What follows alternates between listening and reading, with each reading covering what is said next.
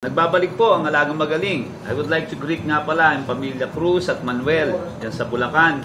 At syempre sa aking mga kaibigan at sa mga member ng HPL.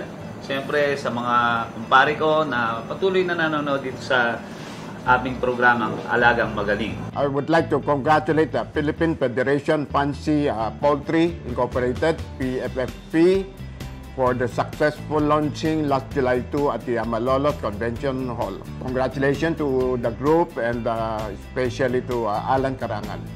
Good morning, parang Egay. Alam ko nanonood ka ngayon. Na-miss ka na namin dito sa Alagang Magaling. Kailan balik mo? Alam mo naman kung anong gusto ko pasalubong. Tayo-tayo lang. Happy birthday, Sheila May Rodriguez. Pinapabati ka ng iyong napakagwapong Kuya Chris. Happy birthday! Happy birthday! Ngayon naman, pag-usapan naman natin ang tungkol dun sa iba pang ina-apply natin bago mag-umpisa yung karera. Ano ba yung mga dapat nating gawin, parang Jimmy? Ako naman, before club training, I vaccinate my birds again for paramixo 30 days before club training. Ang reason is marami dyan sa club training track na hindi vaccinated ang ibon nila. So, it's a prevention na tamaan ang kalapate mo when the race starts. Bakuin ng ibon nyo sa galing sa training, i-observe nyo, no? Lalo na pagka first time lang kinarga sa truck. Kasi minsan may mga ibon na nakakarga sa truck na may sakit, no? Hindi naman nila sinasadya ikakarga na may sakit. Pero once na may sakit yung ibon na nakakarga sa truck, there's a possibility na mahawa din ibon natin. So the best, pakuin ng ibon natin galing sa training, i-observe nyo yung ibon natin. Once na mayroon kayo nakita na may pakakaiba, no? Halimbawa, parang nakikita mo may sipon o tataman kagat ng one-eye cold, no? Bigyan nyo kagat ng gamot ng excellence. Lalo na yung Doxy Plus namin.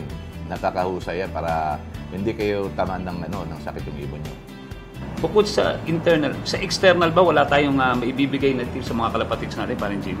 In my case, every month I use dynamite to eradicate external parasite. Now, during the races, hindi mo pwede gamitin ito. Then it would affect yung performance nila.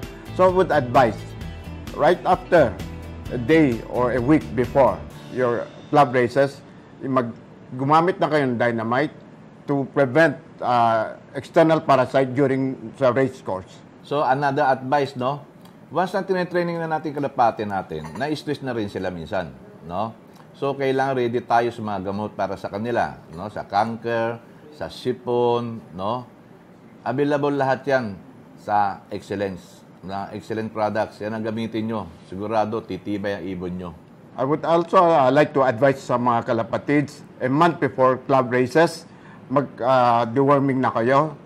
This would help sa pag-absorb ng nutrition during the races. Narinig niyo naman ang mga tips na ibinahagi sa atin ng ating mga batikang fanciers. Next week, abangan naman ang mga tips na ibibigay nila.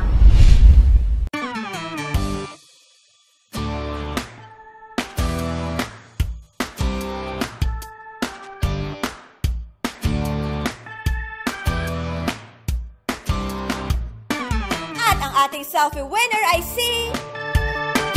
Congratulations! Bago matapos ang show natin, nakapag-selfie na ba kayo? Para makaroon kayo ng chance na manalo ng gift bird from Parang Jimmy. Thank you mga kalapatids for your continuous support and we promise you we would share with you everything we know about pigeon racing. See you next week, mga kalapatids! Mula rito sa Estancia del Lorenzo, San Mateo, Rizal. Ito ang Alagang Magaling!